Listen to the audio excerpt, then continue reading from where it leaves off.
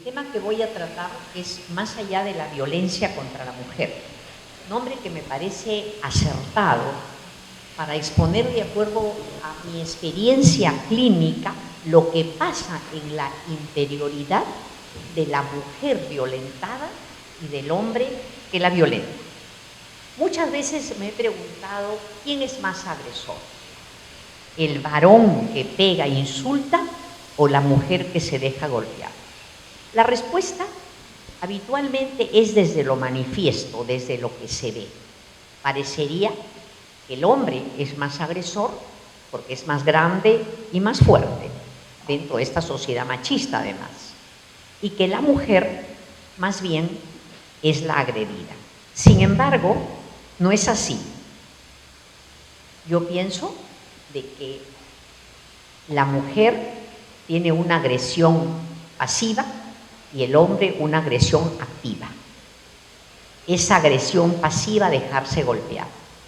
Pero aún en el supuesto de que el hombre fuera el agresor y la mujer la víctima, tendríamos que hacer hincapié en que una mujer también en la sociedad machista fabricó, construyó a este hombre agresor. Como lo que queremos en esta sociedad es que sin distinción de género seamos cada vez más humanos y menos mamíferos, entonces voy a tratar de ser lo más neutral en relación a mi propio género para poder ver qué es lo que ocurre realmente en el mundo interno, en el alma de los violentos y de las violentadas. Vamos a decir de que la agresión se manifiesta de dos maneras: hacia sí mismo o hacia los demás o hacia el mundo. Te destruyo o me destruyes, pero también no es absoluto porque no hay nada absoluto. Entonces, cuando yo te destruyo, también me estoy destruyendo y viceversa. Lo que no significa que la sociedad tenga la obligación de proteger a los más débiles, más vulnerables, que son las mujeres y los niños. Lo importante en esta tarde es poder exponer cómo se produce el mecanismo de la destrucción, pero también prevenir. Saber, por ejemplo, que el amor y el odio son una dualidad, están siempre juntos. No hay amor sin odio, ni odio sin amor. Mi maestro, el doctor Saúl Peña, me decía: cuando todo es amor, el odio está escondido. Cuando todo es odio, el amor está escondido. ¿Qué ocurre entonces cuando dos personas se encuentran, se enamoran, viven un apasionado amor y de repente se transforman? De repente empieza a haber una metamorfosis gradual y el amor se convierte en odio. ¿Podríamos decir que no era verdadero el amor?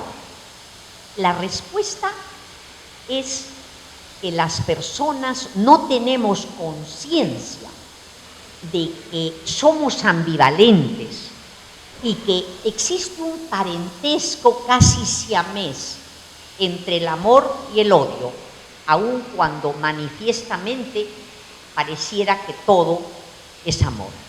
¿Cuándo se da entonces la transformación en una pareja donde el amor, donde dos personas que piensan y sueñan con pasar el tiempo futuro juntos, se desequilibran y llegan a odiarse? ¿Qué ocurrió? Lo que ocurre es que la hostilidad y el odio subyacente en los sótanos del alma emerge. Y puede emerger por un motivo o un pretexto. Es como si una tecla se tocara y el amor se reduce, llega a desaparecer aparentemente, y entonces empieza a crecer el odio al infinito. ¿Y de qué depende que algunos tengan un odio mayor que otros. ¿Qué ocurre para que un ser humano pueda odiar hasta matar a quien alguna vez amó?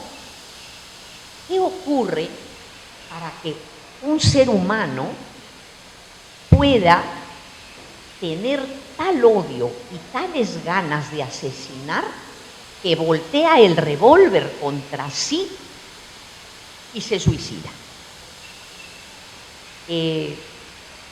Lo que pasa es que cada uno de nosotros tiene esta lava de odio del inconsciente más oculta o más superficial, en mayor o menor grado, de acuerdo a nuestra propia historia personal, de acuerdo a cada personalidad. Esta hostilidad escondida puede ir reduciéndose cuando podemos llegar a sublimar la agresión, o puede llegar hasta el infinito de crueldad cuando uno llega a matar. La película de los hermanos Ross, podemos ver cómo empezaron amándose y terminaron los dos muertos colgados de una araña. ¿Qué puede pasar para que de repente un hombre mate a una mujer? Muchas cosas, pero vamos a decir una para comenzar. Puede haber un mecanismo de proyección. ¿Qué significa proyección? Que yo veo en lo demás lo mío. Es como que a mí no me gusta el amarillo y entonces viera que usted está de amarillo. Y lo veo realmente. Es un mecanismo de proyección. Entonces, lo horrible mío lo veo en los demás. Y entonces, como veo tan feo al otro, lo puedo destruir. Esto, por ejemplo, ocurre en la homofobia. Una persona que no ha procesado bien, no ha pasado bien por su crisis de identidad, entonces la homosexualidad latente que tiene, que no la ha trabajado, le da tal terror que ve horrorosa a un homosexual, ve horrorosa la posición de un homosexual y entonces desea matarlo, porque matándolo yo creo que destruyo mi propia homosexualidad latente. Yo recuerdo un paciente que una vez me contó que estaba en Won y vio que un joven quería faltar el respeto y quería empujar a un hombre mayor que se había puesto muy atrevido. Entonces él me dijo: doctora, quise sacar mi revólver y matar al joven. Entonces, analizándolo, él había sido un niño y un joven maltratado por su padre, que odiaba al padre y quería matarlo. Entonces, cuando ve al joven que maltrata al viejo, él quiere destruir al joven que tiene porque se siente culpable de haber querido matar a su padre y entonces quiere matar con un revólver. No lo hizo, pero quiso matar a este joven. Eso se llama transferencia. Entonces, el amor apasionado y romántico inicial puede convertirse en odio de acuerdo a cómo estoy construida. Poggi, recordarán ustedes al psicólogo Poggi, como todos, tenía dentro un asesino, porque todos tenemos de todo potencialmente. Tenemos que recordar que el 25% del cerebro es reptil, el 55% es mamífero y solo en 200.000 años hemos creado apenas el 20% de un cerebro pensante. Entonces Poggi ve al asesino que le dice que a él lo mató por X razones a otra persona, y eso le despierta a él su propio odio asesino, que todos tenemos, y probablemente Poggi, por su historia, quizás había sufrido más, y el sufrimiento tiene su correlato, que es el odio cuando estamos en la infancia. Entonces, el odio de este hombre, sumado al odio de él proyectado, lo ve que este hombre debe ser muerto y lo mata para liberar a la sociedad. Eso se llama proyección, ¿no? Entonces, voy a dar algunos ejemplos para poder comprender cómo es que se produce el odio destructivo en un hombre violento y por qué las mujeres toleramos a un hombre violento. Había un hombre que mataba en serie en Inglaterra. Y entonces, pero era profesor de la universidad, de ciencias. Trabajaba de consultor, pero además era un padre ejemplar y tenía hijos y esposo. ¿Cómo así este hombre podía matar? ¿Qué le pasaba? Él había tenido un padre muy cruel y una madre que lo dejaba con este padre que lo masacraba. La madre también lo quería. Entonces, como el niño no puede tolerar que el padre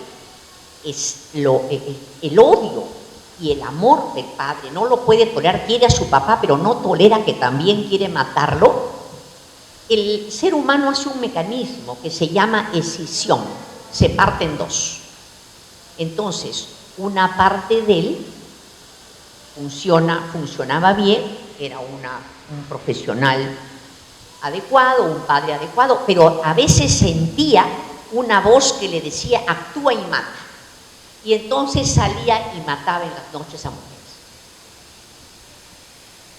Este hombre se había dividido para no sufrir, entonces se quedaba como un buen hijo del padre y luego sentía una voz que le decía que matara. Finalmente quería matar al padre, ¿no? Pero él no se daba cuenta, porque eso es un mecanismo inconsciente que se da en la temprana infancia.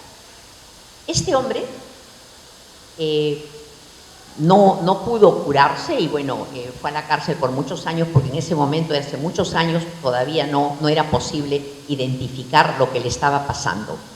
Él tenía dos verdaderos, era un verdadero buen hombre y un verdadero asesino.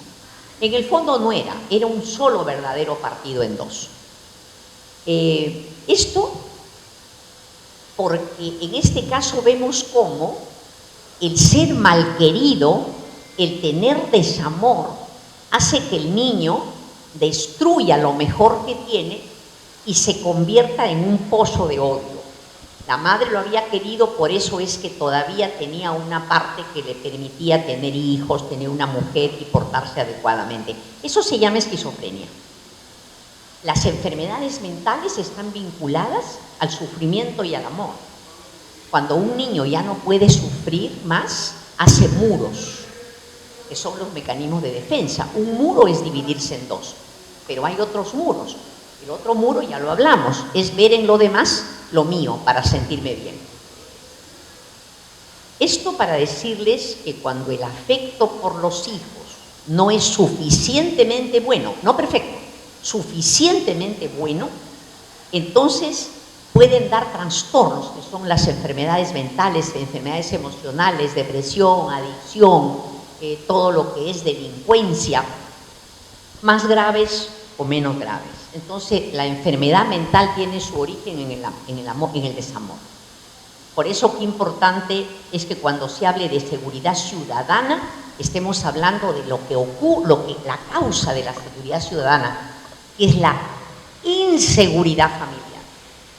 En el Perú, los niños, en gran medida, son aniquilados en su infancia. Salen de sus hogares maltrechos, adoloridos, inseguros, indignados.